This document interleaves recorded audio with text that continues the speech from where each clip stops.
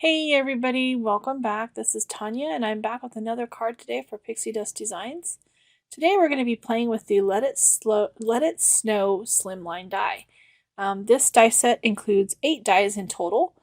They are slimline in nature, but there's a lot of little elements as well. There's some deer and some houses, and then the dies also cut out the trees in the landscape and the bases for the houses.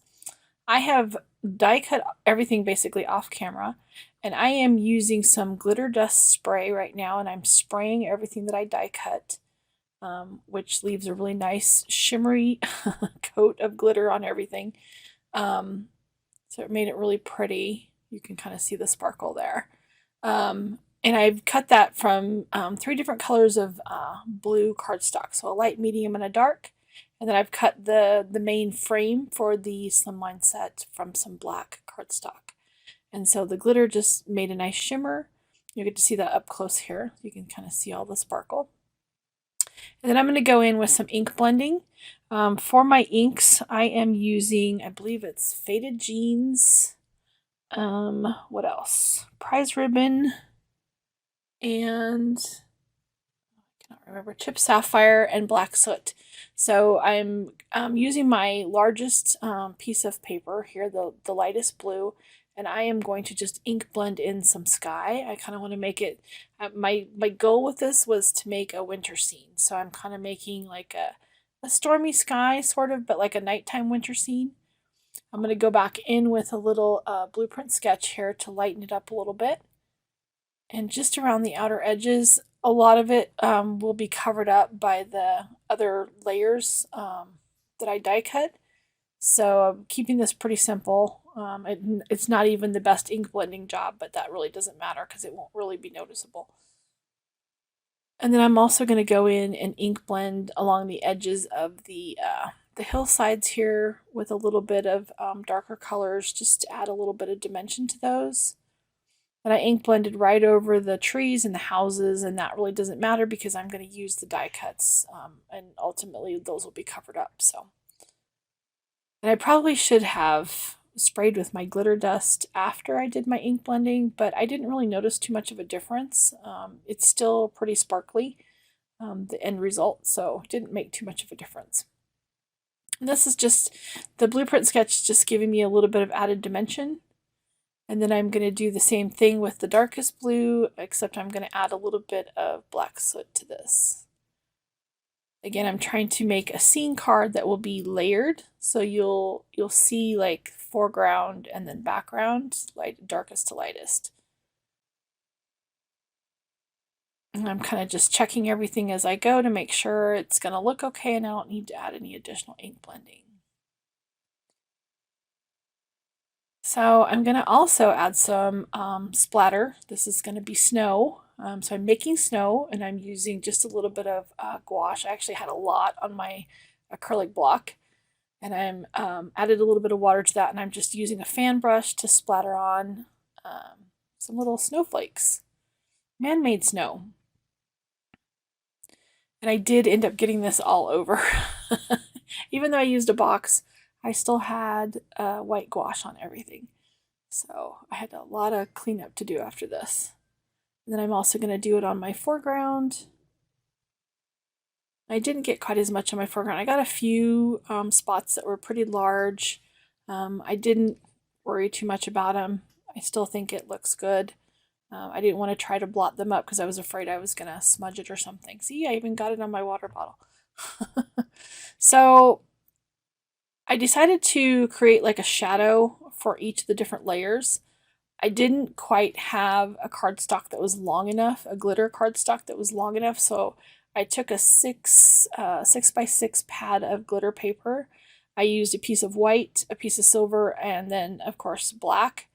And I cut those at an angle so that I could get essentially a shadow outline for my layers. And I just wanted to kind of give them a glimmery shadow. And then the black, of course, I used a regular full-size sheet of glitter paper. That worked just fine. And just layered those together. And then any excess, because I offset it a little bit, so any excess I just trimmed off. And it worked out good. It's starting to come together. This is the easy part. But I love how those shimmery layers look, and it's really starting to look like a nighttime winter scene. So I have off-screen die cut a whole bunch of trees and houses, and the little rooftops, and then all the little houses have the doors and windows that cut from the die. So it's a lot of little detail stuff. Again, I'm using my little scrapbook.com tray here to hold all of my die cut pieces, which is really nice. I would say for something like this, you're definitely going to want to use a pair of tweezers, your wax tip pen thing is helpful because just picking up all the little pieces, it comes in really handy.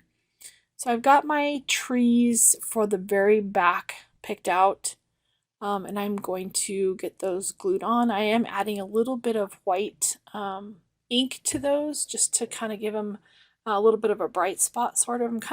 I didn't put a moon in the picture, but I kind of wanted it to seem like the moon was casting light off of the trees. So that's why I did that. And I'm using my small, tiny stick ink blending brush here. Just adding just the faintest little edge to those trees. And then I will get those all glued in place. I love how these turned out. I used 2 different colors of green cardstock for the trees, a lighter color for the back, the very back layer, and then I used a darker green cardstock for the front layer of trees. Just glue those on, get them put in place, and then I'm gonna build my houses. So I put the rooftops on first because I felt that that was easier for these because the rooftop is very, very thin. I'm trying to put the least amount of glue on those as possible. Get them held down, and then I will add in the actual houses. And I cut the houses from some light gray cardstock. And I'm just using my tweezers to hold those in place as they dry. Comes in super handy.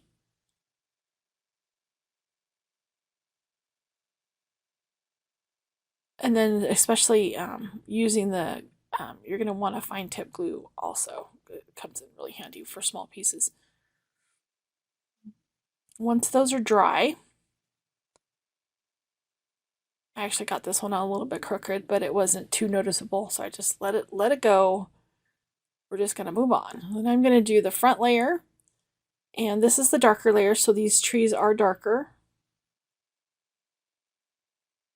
And again, on these, I'm adding a little bit of black soot because they're going to be further away from the moon itself.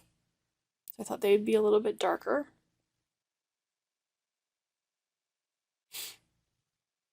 And then I have 2 different kinds of houses. These are the larger houses. They're a little bit easier to put together. I did one out of red, and I did the other one out of it's kind of like a blue-green color, I guess. And then I went in with my white, I did use a zebra white pen, and I added some white accents to the rooftops to make it look like snow. And then a little bit on the trees as well. Kind of a nice little finishing touch. I didn't color the tree trunks. I just left them, so they are the color of the cardstock that I cut, which might look a little strange, but I don't think it's too terribly noticeable. I guess you could color those in with a small fine tip marker or something if you wanted them to be black or brown. That would be fine too. And then just added a little bit more white pen detail to the front layer. Some snow on the rooftops, snow on the trees.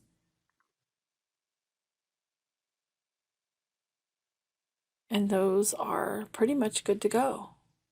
I really love the glitter accent just popping out. It's not too over the top, but it gives you that. I was imagining when you see snow for the first time and it's like in an open field and it hasn't been touched, how it kind of glistens like diamonds. That's what I was envisioning for my scene here. And so the little glitter peeking out kind of looks like an untouched field or mountainside of snow.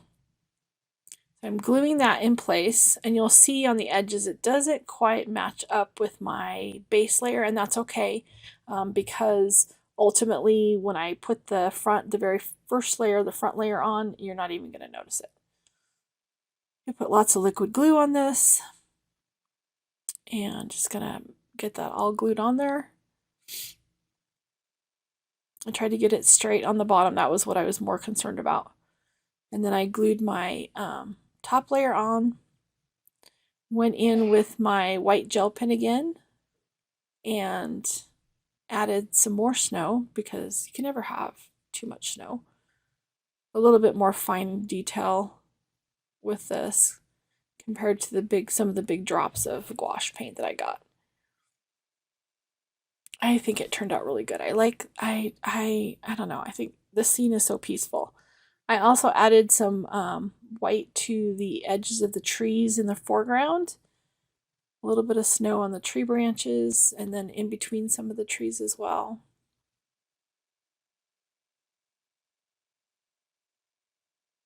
And then I'm going to go in and I'm going to add my I used 2 of the deer. There's 3. There's a female, a male, and then a doe. And I decided to just use the female and the male. And I'm adding a little bit of dimensional foam to the back of those. I had some tiny foam squares. I basically just cut those down in half so that I could put some foam behind them. Pop them up just a little bit.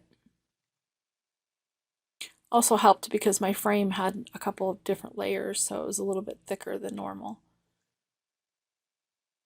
I suppose you could also cut these out of some foam and then just glue it entirely on the back. They're pretty small, so I don't know how well that would work, but I think they turned out really cute. And I did add some glue to the legs because the legs are on the base of the frame. How cute. For my sentiment, I grabbed a sentiment from my stash and then a little basically rounded die for stamping that, and pop that up as well. And this is a look at my finished card. It is such a pretty scene. I love this die set, and I loved creating this card. It makes me happy. I want Christmas to come. Thank you so much for joining me today. I hope you've enjoyed my card. Please click like and subscribe to get all of the content. Thank you.